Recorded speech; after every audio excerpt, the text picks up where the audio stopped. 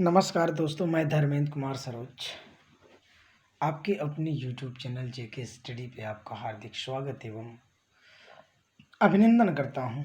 दोस्तों, जैसा कि इसके पहले हम लोग छोटी सी जानकारी एटॉमिक स्ट्रक्चर यानी परमाणु संरचना का लिया था, जिसमें हम लोगों ने ये जाना था कि कण जो होते हैं यानी परमाणु जो होते हैं यानी कण जो होते हैं वो दो भागों में विभाजित किया गया था, एक अस्थायी कण दूसरा अस्थायी कण। अब इसमें हम लोग जानेंगे कि परमाणु क्या होता है। थोड़ा सा जानकारी जाने, क्योंकि बेटा अब पूरी वीडियोस लंबी मैं नहीं खींचूंगा और आपको छोटे से ही परिभाषा में आपको मैं बड़ी जानकारी दूंगा खूब बढ़िया से, ताकि आप लोग समझ में आए। देखिए, सबसे पहले हम लोग जानते क्या हैं कि परमाणु क्या होता है। क्या बेटा, परमाणु क्या होता है कि परमाणु वह सूक्ष्मतम कण होता है जो किसी भी रासायनिक अभिक्रिया में क्या होता है, भाग लेता है।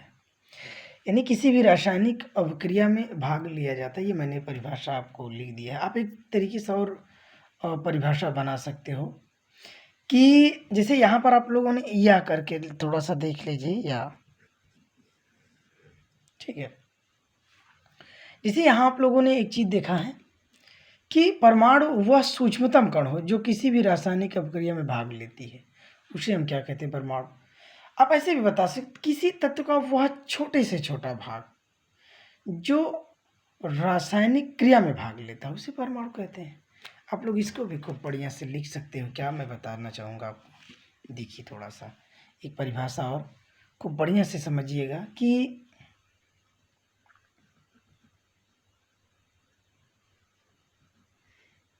किसी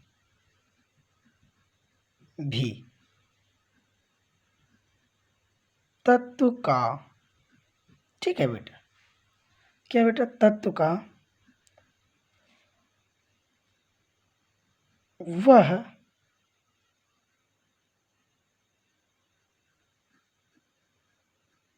छोटे से छोटा भाग, ठीक है ना बेटा, छोटे से छोटा भाग, ठीक है, जो इतना समझिए, जो रासायनिक, ठीक है ना, जो रासायनिक क्रिया में भाग लेता है। यानी कहने में रासायनिक क्रियाओं में जो चीज भाग लेता है उसे भी हम क्या कहते हैं, सिंपली भाषा में परमाणु कहते हैं। उसे क्या कहते हैं बेटा, उसे क्या कहते हैं, परमाणु कहते हैं। परमाणु कहते हैं। इसे अंग्रेजी में क्या बोलते हैं बेटा, अंग्रेजी में हम बोलते हैं इसको एटॉम, एटम बोलते हैं। क्या बोलते हैं, एटम, ATOM। एटम मतलब क्या होता है बेटा, परमाणु। यानी परमाणु वह सूक्ष्मतम कण होता है जो किसी भी रासायनिक अभिक्रिया में बिना अपघटित हुए भाग लेता है।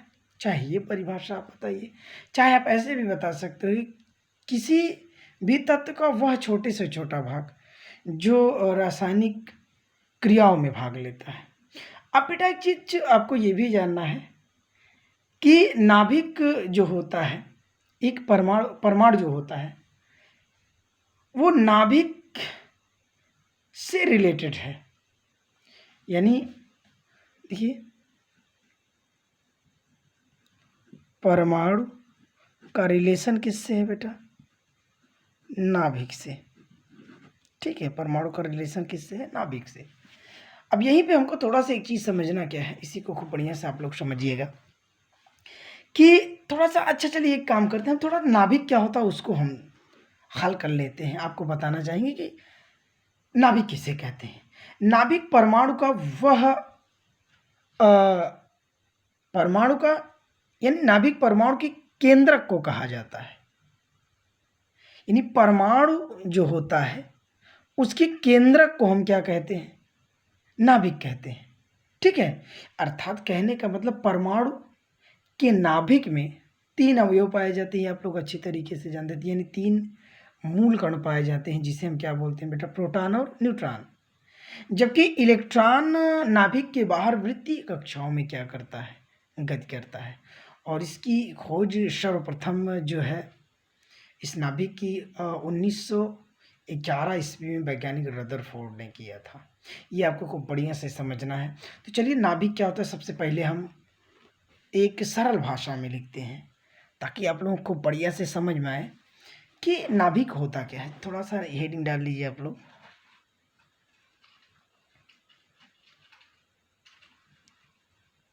नाभिक, इसको खूब बढ़िया समझिएगा आप लोग। चलिए देखिए बेटा, नाभिक क्या होता है, हम लोग इसी को खूब बढ़िया से समझते हैं। एकदम ध्यान से समझिएगा। देखिए,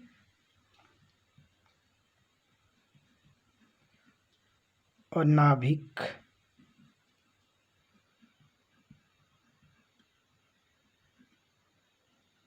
नाभिक परमाणु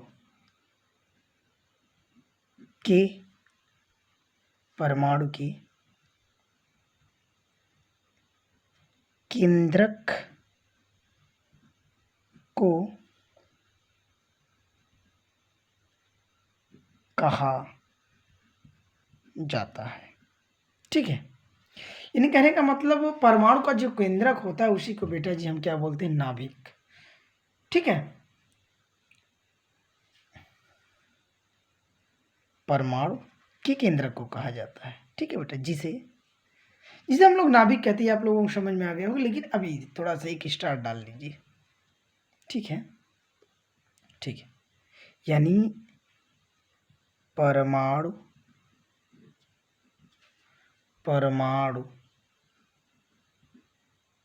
नाभिक परमाणु नाभिक में 2 मूल कण पाए जाते हैं। ठीक है बेटा जी, पहला क्या होता है? खूब बढ़िया से, पहला होता है बेटा प्रोटॉन। ठीक, और दूसरा क्या होता है? न्यूट्रॉन। पहला क्या होता है? प्रोटॉन, और दूसरा क्या होता है? न्यूट्रॉन। पहला प्रोटॉन होता है और दूसरा क्या होता है बेटा? न्यूट्रॉन। जबकि एक स्टार मैं आपको और बना दे रहा हूं, जबकि, ठीक है, जबकि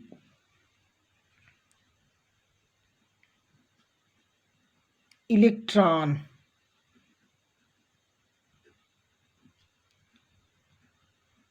नाभिक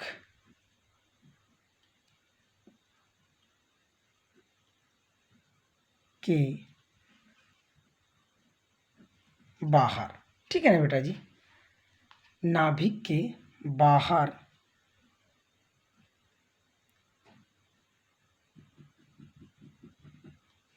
बाहर वृत्तीय कक्षा में क्या करता है बेटा? गति करता है। और एक चीज जान लीजिएगा कि नाभिक की खोज वैज्ञानिक रदरफोर्ड ने किया था। रदरफोर्ड ने 1911 ईस्वी में किया था। कितने में किया था बेटा? 1911 ईस्वी में। अब थोड़ा सा समझिए कि यहां पर आप लोगों ने लिखा कि जब कि इलेक्ट्रॉन नाभिक के बाहर वृत्तीय कक्षाओं में गति करता है। वृत्तीय कक्षाओं का मतलब ये मान चलिए आपका, ये आपका नाभिक है। ये आपका क्या है?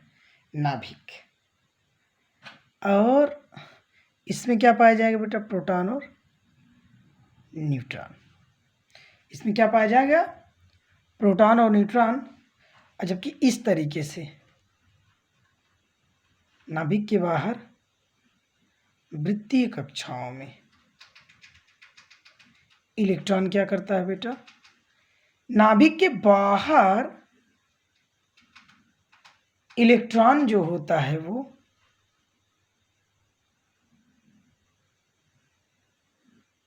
अवृत्तीय कक्षाओं में क्या करता है, इस तरीके से। इस पर माइनस आवेश होता है और इस पर प्लस होता है, इस पर कोई आवेश नहीं, ये मैंने पहले भी आपको बताया। यानी ये बेटा वृत्तीय कक्षाओं में क्या करता है बेटा, गति करता है। अब यहां से थोड़ा सा एक बात समझिए, इलेक्ट्रॉन जो होता है वो वृत्तीय कक्षाओं में गति करता है, ये आप लोगों ने देखा, ठीक है। अब थोड़ा सा अगर बात किया जाए नाभिक का आवेश, नाभिक का आवेश, नाभिक का आवेश कैसा होता है बेटा, नाभिक का आवेश क्या होता है, धनात्मक होता है, ठीक है बेटा जी। नाभिक का आवेश कैसा होता है, वो बेटा धनात्मक होता है। यानी कहने का मतलब नाभिक जो होता है उसका समस्त भाग क्या होता है, धनात्मक होता है। क्यों, प्रोटॉन के कारण, क्योंकि प्रोटॉन पर प्लस आवेश होता है, उस आवेश के कारण नाभिक का समस्त भाग क्या होता है, वो आपका जो है धनात्मक, समस्त आवेश को धनात्मक कर देता है। लेकिन बेटा एक चीज आपको ये भी मैं समझाऊंगा कि इलेक्ट्रॉन प्रोटॉन की खोज कैसे हुई, या परमाणु के बारे में मैं आपको अभी और जानकारी दूंगी, लेकिन थोड़ा सा हम लोग आगे पढ़ लेते हैं। जो जानकारी हो, जो नोट्स आपको बना के दिया जाएगा, बहुत बढ़िया नोट्स मिलेगा। चलिए, परमाणु, अभी आप लोग अच्छी तरीके से जानते हो कि परमाणु में इलेक्ट्रॉन प्रोटॉन, यानी परमाणु नाभिक में जो होता है इलेक्ट्रॉन प्रोटॉन न्यूट्रॉन, यानी इलेक्ट्रॉन जो होता है वो परमाणु यानी नाभिक के बाहर वृत्तीय कक्षाओं में इस तरीके से क्या करता है बेटा, गति करता है। और जबकि प्रोटॉन और न्यूट्रॉन वो दोनों कहाँ पाए जाते हैं, नाभिक के अंदर, ये नाभिक के अंदर, ठीक है बेटा जी। थोड़ा सा अब समझिएगा आप लोग को बढ़िया से। अब यहाँ पे हमको क्या समझना है कि मान चलिए भाई, इलेक्ट्रॉन अगर इस तरीके से गति कर रहा है तो इसका कुछ न कुछ स्थान सुनिश्चित होगा, इनका कुछ न कुछ स्थान, जैसे हम लोग मान चलिए किसी गांव में रह रहे हैं तो उस गांव का कुछ न कुछ नाम होता है। अगर इलेक्ट्रॉन एक चक्कर लगाया, अगर इलेक्ट्रॉन एक चक्कर लगाया, 2 चक्कर लगाया, 3 चक्कर लगाया, 4 चक्कर लगाया, तो इसका कुछ न कुछ क्या होगा बेटा, नाम होगा। तो चलिए देखिए, मान चलिए ये आपका क्या हो गया बेटा जी, नाभिक, प्रोटॉन और न्यूट्रॉन। चलिए इस वाले पहले को हम वो मतलब इसको हम क्या बोलते हैं, इसको बोलते हैं बेटा कोष। ये आपका पहला कोष है, तो पहले कोष का नाम क्या होगा बेटा, के। अच्छा चलिए, ये आपका दूसरा कोष है, इसको हम बोलेंगे बेटा यल। और ये आपका तीसरा कोष है, ये हो गया एम। और ये आपका चौथा कोष, ये क्या हो गया, एन। यानी ये कोष तो और होते हैं, k l m n o p q, हम बढ़ा सकते हैं, लेकिन अभी बेटा हमको सिर्फ 4 कोषों के बारे में जानना है। किस पे, चारों। और ये चारों कोष जो होंगे यानी के एल एम एन, ये बेटा हमेशा एन के मान पे डिपेंड करेंगे। किसके मान पे डिपेंड करेंगे, एन के मान पे। यानी कोष, ठीक है, को थोड़ा सा समझने की कोशिश करिएगा कि कोष जो होता है बेटा जी वो किसके मान पे डिपेंड करता है, यही हमको समझना है।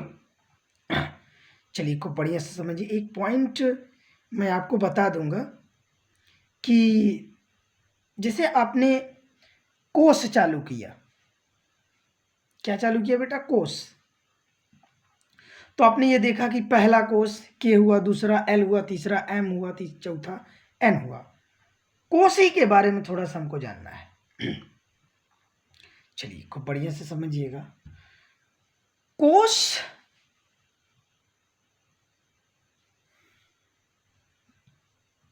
ठीक है, यानी कोश सदैव n के मान पर निर्भर करता है। ये आपको याद रखना है। कोस किसके मान पे निर्भर करता है बेटा जी? n के मान पर। अर्थात कहने का मतलब क्या हुआ, यही हमको समझना है।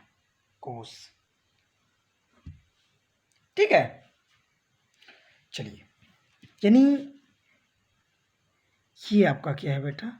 n, सॉरी नाभिक, और ये आपका मान चलिए पहला कोस। ये n के मान पे निर्भर करे तो n बराबर यहाँ पर क्या होगा? 1, यानी पहले कोस के लिए 1। अच्छा चलिए, ये आपका क्या है? दूसरा कोस, ये भी आपका n बराबर क्या हुआ? 2। जब दूसरा चालू, फिर उसके बाद तीसरा है तो n बराबर 3, फिर उसके बाद चौथा तो n बराबर क्या हुआ? 4। यानी 4 कोस के बारे में हम लोग, यानी ये किस पे डिपेंड करेंगे बेटा? n पे। यानी ये आपका k हुआ, ये l हुआ, ये m हुआ और ये n हुआ, ठीक है। यानी k l m n, यानी ये किस पे डिपेंड करेंगे बेटा? आपको समझ में आया? ठीक है। अच्छा चलिए, अब हम लोग क्या जानते हैं, इसको देखिए। यानी जो कोस होता है, क्या बेटा? जो कोस होता है, यानी ये जो के यल यम यन है, ठीक है बेटा जी। इसी को थोड़ा सा ध्यान अगर नहीं देंगे बेटा तो दिक्कत हो जाएगी। जो कोश होता है ये किस मान पर निर्भर करता है, ये भी आप लोगों ने जाना। n के मान पर डिपेंड करता है। कोश जो होता है बेटा वो n के मान पर डिपेंड करता है, ये आप लोगों ने देखा। देखा कि नहीं, पहले बताइए। देखा खूब बढ़िया से ना आप लोगों ने। चलिए, थोड़ा सा अब आपको एक चीज और देखना है। क्या देखना है? इसी को हमको समझना है, ठीक है। चलिए, थोड़ा सा इसमें सिटी सा रहेगा। यानी देखिए, को बढ़िया समझिए। एक पॉइंट में लिख रहा हूं, किसी भी कोश में इलेक्ट्रॉनों की संख्या 2n² के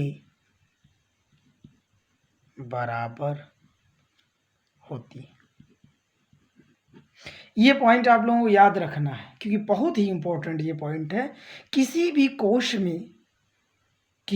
कोश में इलेक्ट्रॉनों की संख्या क्या होती है बेटा? 2n² के बराबर होती है। एक तरीके से इसको हम और लिख सकते हैं। देखिए, सेम पहले इतना उतारिए, किसी, या करके लिखिए, किसी भी कोश में, ठीक है, उपस्थित, क्या बेटा जी? उपस्थित इलेक्ट्रॉनों की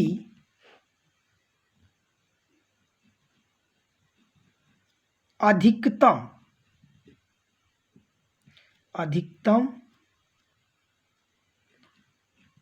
संख्या 2n² के बराबर होती है, ठीक है बेटा जी। चाहे ऐसे भी बोल सकते हैं, किसी भी कोश में उपस्थित अधिकतम इलेक्ट्रॉनों की संख्या 2n² के बराबर होती है। ये भी आप लोग बोल सकते हो, किसी भी कोश में उपस्थित इलेक्ट्रॉनों की अधिकतम संख्या 2n² के बराबर होती है। चाहे जैसे बोल सकते हैं। अब को बढ़िया से समझना है। चलिए, अब इसी पॉइंट को, यानी अधिकतम इलेक्ट्रॉनों की संख्या क्या है? 2n²। यानी ये के है, ये यल है, ये यम है, ये यन है। चलिए खूब बढ़िया से देखिए, ये आप लोग याद करिए रहिएगा। चलिए अगला पॉइंट देखिए हम करते क्या हैं, खूब बढ़िया से समझिएगा ताकि आप लोगों को किसी भी प्रकार का दिक्कत ना हो। चलिए मान चलिए मैंने नाभिक बना दिया, ये नाभिक के बाहर के पहला कोष, ये दूसरा कोष, और ये तीसरा और ये चौथा। ये यन बराबर क्या है कि यन बराबर क्या है 2, यन बराबर क्या है 3, और यन बराबर क्या है 4। ठीक है, अब थोड़ा समझिएगा, यानी ये आपका के है, ये यल है, ये यम है और ये एन है, यहीं से समझना है। यानी मैं एक सुंदर सा टेबल आपको तैयार करता हूँ। ये आपका के है, ये आपका यल है, ये आपका यन है और ये आपका यन है। यानी के कोष में कितने इलेक्ट्रॉन होंगे और यल कोष में कितने इलेक्ट्रॉन, एम कोष में कितने, यही हमको देखना है। खूब बढ़िया समझिए। तो यहाँ पर देखिए के लिए यन का मान क्या है 1 है, के लिए यन का मान क्या है 1 है, तो यही से लिखिए। चलिए के लिए यन का मान क्या है बेटा 1, यानी यन बराबर क्या है 1। अभी मैंने आपको एक फार्मूला बताया क्या, 2n²। तो यन के स्थान में क्या रख सकता हूँ, 1 रख सकता हूँ। चलिए 2 1 का स्क्वायर। तो चलिए हल करिए, इसको हम क्या लिख सकते हैं 2 अपने स्थान पे, इसका जब वर्ग करेंगे तो क्या होगा 1 यानी 2। यानी के लिए यन का मान जब आप लोगों ने 1 रखा तो क्या आएगा, यानी पहले कोष में कितने इलेक्ट्रॉन 2 इलेक्ट्रॉन। अब ऐसे दूसरा वाला यल के लिए यन का मान क्या है 2 है बेटा जी, कितना है 2 है। चलिए लिखिए यल के लिए यन का मान क्या है बेटा, यन बराबर अब की बार क्या है 2, फिर वही फार्मूला 2n² मैंने पढ़ा। क्यों, क्योंकि नाभिक, किसी भी नाभिक में उपस्थित इलेक्ट्रॉनों की संख्या, नाभिक के बाहर जो वृत्तीय कक्षाओं में गति करता है उसमें इलेक्ट्रॉनों की संख्या क्या 2n²। तो चलिए तो 2n के स्थान पर अब की बार क्या रखना है 2 रखना है। तो 2 दुनिया पहले 2, ये मैंने उतारा, फिर गुणे 4, कहाँ से आया 2 दुनिया 4, अच्छा 4 दूना 8। तो दूसरे सेल में कितने इलेक्ट्रॉन 8। चलिए अब तीसरा क्या है यम के लिए यन का मान क्या है 3। तो लिखिए जल्दी से यम के लिए यन का मान, यन बराबर यम के लिए एन का मान, एन बराबर क्या होगा बेटा जी अब की बार 3, फिर वही फार्मूला याद देखिए ना, यम के लिए एन का मान क्या है 3 है। चलिए 2n², यन है, ये हो जाएगा 2, यन के स्थान क्या रखना अब की बार 3 का स्क्वायर 3, तो बराबर 2 गुणे 3 त्रिकवा 9, और 9 दूनी बेटा 18, इसमें कितने इलेक्ट्रॉन 18। ये आपको याद करना है, खूब बढ़िया से याद करना है। चलिए अब एक और हम हल कर लेते हैं, यन के लिए यन का मान, यन बराबर होगा आपकी बार 4, तो फार्मूला वही 2n²। तो 2n के स्थान को एक बार 4 रखिए, तो 4 चौक 16 गुणे 2 और 16 दूना 32, तो चौथे में कितना इलेक्ट्रॉन 32, क्या बेटा 32। यकीनन मैं यह आशा करता हूं कि ये वीडियो आप लोगों को बहुत पसंद आया। बेटा जी थोड़ा सा एक चीज़ और देखिए, यहाँ से आपको एक चीज़ क्या करना है कि जैसे अब ये याद कर लीजिएगा, के कोष में 2 इलेक्ट्रॉन, एल कोष में 8 इलेक्ट्रॉन, एम कोष में 18 इलेक्ट्रॉन, एन कोष में 32 इलेक्ट्रॉन। अगर आपको इतना याद हो गया तो यकीन मानिए आपको इलेक्ट्रॉनिक विन्यास में बहुत बढ़िया सिखा दूंगा और कभी भी आप लोग भूलेंगे नहीं। ये आप लोग खूब बढ़िया से समझिएगा। तो चलिए मैं आप लोगों को एक चीज़ करता हूँ, अभी इसमें आप ये मत सोचिएगा मुझे पूरी जानकारी मिल गई है। अभी मैं परमाणु के बारे में बहुत सारी जानकारियाँ आपको दूंगा, यानी इस वाले में अभी इसमें बहुत सी जानकारियाँ आपको मिलेंगी दोनों पार्ट्स में। सिर्फ आज मैंने जनरली चीज़ बताया किस तरीके से आप लोगों को पढ़ना है। चलिए थोड़ा सा देखिए, आप एक काम करिए, मैं आपको 1 मिनट का समय दूंगा, 30 सेकेंड का समय दे रहा हूँ, आप जल्दी जल्दी स्क्रीनशॉट कर लीजिए।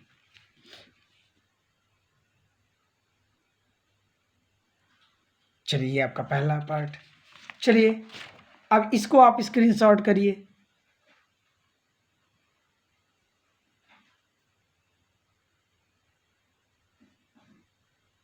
चलिए अब आप इसको स्क्रीनशॉट करिए। हो गया? चलिए बहुत बढ़िया। अब थोड़ा सा समझिएगा, ये पॉइंट आपको याद रखना है, के में 2 इतना। अब कल बेटा हम बताएंगे क्या कि के एल एम एन में क्या होता है बेटा, इनकी अधिकतम ऊर्जा कितनी होती है, या के कोष में कितने उपकोष पाए जाते हैं, सब सेल क्या होता है। हम के को अंग्रेजी में इसको कोष को अंग्रेजी में क्या बोलते हैं, सेल बोलते हैं। क्या बोलते हैं? सेल बोलते हैं। अभी इसके बाद हम कोष जानेंगे, और उसके पहले मैं अभी आपको परमाणु के बारे में कुछ जानकारी और दूंगा अगले वीडियो में, ताकि जब आप लोग इलेक्ट्रॉनिक विन्यास करें तो आप लोगों को बढ़िया से समझ में आए। तो यकीन करता हूं दोस्तों आप लोगों को यह वीडियो को बढ़िया से पसंद आया होगा। यकीनन मैं आपके प्यार का प्यासा हूं, मुझे आप लोगों का सम्मान, आप लोगों का प्यार चाहिए।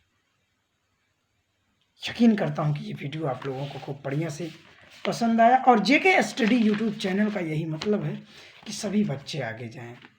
मेरे प्यारे साथियों, मेरे प्यारे बच्चों, आप लोग ये ध्यान दीजिएगा कि मैं अगले पार्ट में बहुत ही इंपॉर्टेंट चीज़ आपको पढ़ाऊंगा, इलेक्ट्रॉनिक विन्यास करना, जो आप लोग बीए बीएससी, सॉरी बीए में तो नहीं, बीएससी इंटरमीडिएट 11, 9 और उधर, ताकि लास्ट में आपको 12th 10 में भी आपको काम देगा। बहुत इंपॉर्टेंट चैप्टर है आपका ये इलेक्ट्रॉनिक विन्यास, एटॉमिक स्ट्रक्चर। तो आप लोगों से हाथ जोड़ के रिक्वेस्ट है बेटा जी कि चैनल को सब्सक्राइब, शेयर, लाइक, कमेंट जरूर करिएगा। बहुत बहुत धन्यवाद। जय माँ सरस्वती। मैं माता जी से यह आग्रह करूंगा कि आप लोग इस चैनल को बड़ा प्यार दें। तो हम बताना चाहेंगे आपके चैनल का नाम भी है जेके स्टडी, ठीक है बेटा जी, यूट्यूब